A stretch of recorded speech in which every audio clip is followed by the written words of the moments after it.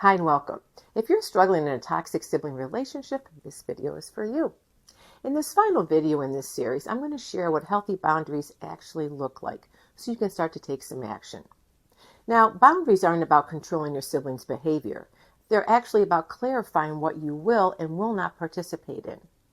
Healthy boundaries may include limiting certain topics of conversation, reducing the frequency or length of contact, ending conversations that become disrespectful, and choosing not to engage in emotional baiting or comparisons, and most importantly, protecting your personal well-being. And importantly, boundaries don't require permission, and they don't require agreement, nor do they require understanding your sibling's part. You just need to give yourself permission. How to set boundaries without over-explaining, and here are a few ways. One of the most common mistakes I often see people make is believing they need to convince their sibling to understand their boundary. You don't need to do that, because this often leads to over-explaining, defending, or negotiating, especially if your sibling reacts poorly, because this becomes exhausting over time. Trust me. Instead, for you, aim for clear, calm, and contained communication. And here are some examples you might want to think about. I'm not willing to talk about that right now. That doesn't feel supportive for or to me. I'm going to step away from this conversation. I'm limiting how much I engage in family conflict right now. As a reminder, you don't need to justify, argue, or provide a detailed backstory. Setting boundaries and giving healthy pushback comes with its own challenges, but these too can be overcome. Now, here's a really important part when you start to set boundaries. Absolutely expect pushback, and don't use it as a measure of failure. Pushback actually doesn't mean the boundary is wrong. In fact, quite the contrary. Resistance often means the boundary is working.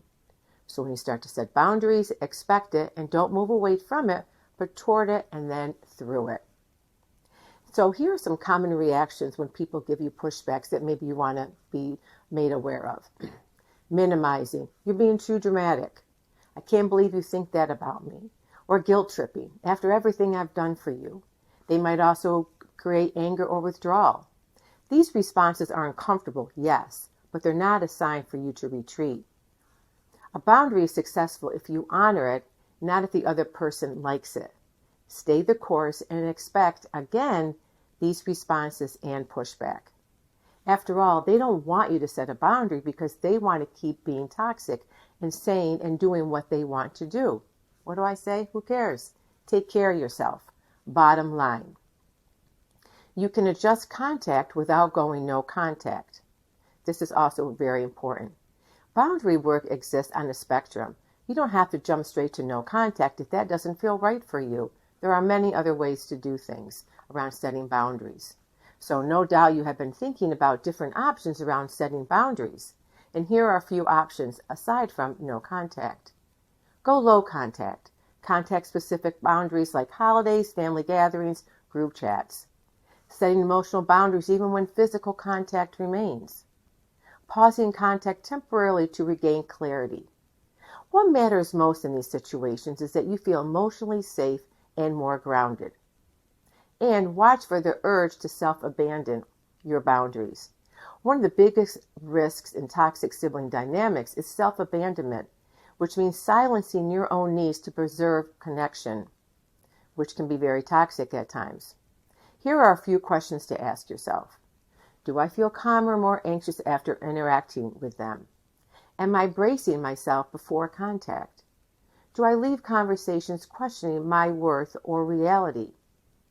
These signals can guide your boundary decisions more accurately than guilt or obligation. And most likely you answered yes to these questions. So what other questions would you add for yourself to think about? The importance is think about those questions and how you would actually answer. As a reminder, boundaries are a practice, not a one-time conversation. Because setting boundaries with a sibling is rarely a one-and-done event. It's a process, and it requires repetition, reinforcement, and self-compassion.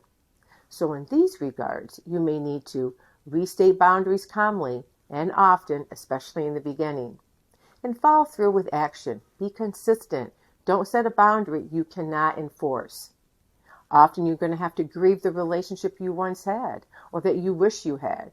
You will need to redefine your relationship with your sibling on your terms, not seeking their approval. It's important to build support elsewhere while you recalibrate.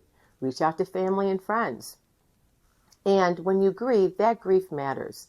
Letting go of the fantasy of a different sibling relationship can be painful, but it often creates space for deeper self-trust and compassion. And remember, healing doesn't depend on them changing. This can be one of the hardest truths to accept.